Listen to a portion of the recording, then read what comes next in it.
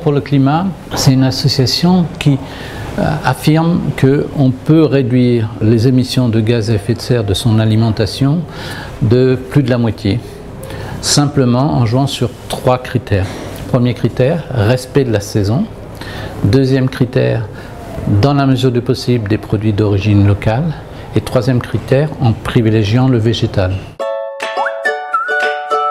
Avec Jean-Luc Fessard, on a cofondé l'association Bon pour le climat, afin en fait d'interpeller les professionnels, mais aussi les consommateurs, à revoir leur copie, si je peux dire un peu, et faire une cuisine plaisir, mais avec beaucoup plus de végétaux et moins de protéines animales. C'est-à-dire, c'est pas devenir végétarien, c'est en fait acheter des protéines animales, poissons, viande, de très grande qualité, et en mettre en plus petite quantité dans les assiettes, et par contre acheter de très beaux légumes, en mettre beaucoup plus dans les assiettes. En ce moment on est au mois de juin, c'est la saison pour le maquereau. Et oui, il y a une saisonnalité pour le poisson.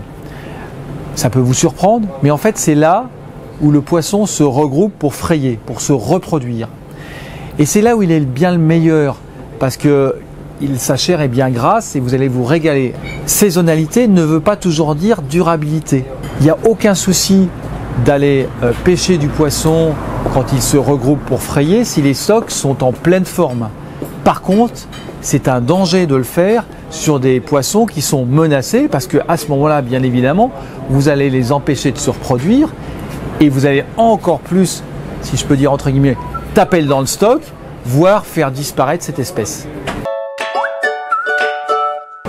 L'agriculture de proximité, c'est très important pour moi, ça permet de réduire l'empreinte carbone, les légumes en seront bien meilleurs, forcément, puisque vous savez, quand un légume est ramassé le matin pour être cuisiné le midi même, il y a une qualité, une fraîcheur qui n'existe plus si le légume a voyagé dans un camion frigorifique, a traversé la France, voire l'Europe, pour arriver dans nos assiettes. Vous rentrez les ingrédients, vous rentrez le grammage, et à côté, la machine vous dit déjà si c'est du végétal, si c'est de saison ou pas. Après, il faut en rajouter le mode de conservation. Est-ce que c'est séché? Est-ce que c'est réfrigéré? Est-ce que c'est congelé? Et puis après, il y a la distance. Alors la distance, on a 4 critères. On a un premier critère, c'est du local. Le locavore, c'est une origine américaine, c'est 100 miles autour de l'établissement, c'est-à-dire 160 km. Nous, on a étendu à 200 km autour de l'établissement. Puis après, c'est France. Puis après, c'est Europe, Méditerranée. Et après, c'est hors Europe, hors Méditerranée. Après, c'est une question de proportion. Quelle est la part de produit qui vient de loin dans l'ensemble de la recette? En gros, un hamburger simple, basique, 5 kg de CO2.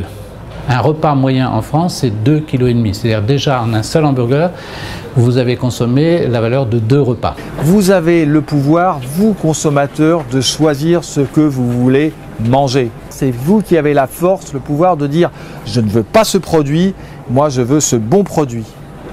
Pour le respect de la planète, pour le respect humain des femmes, des hommes qui travaillent dans les champs, qui sont sur leurs bateaux de pêche, qui sont dans leurs élevages et qui se lèvent très très tôt le matin pour nous permettre d'avoir une cuisine plaisir, pour nous permettre d'avoir une alimentation éco-responsable, pour nous permettre de vivre en bonne santé, pour nous permettre de laisser à nos enfants et nos petits-enfants une planète digne de ce nom.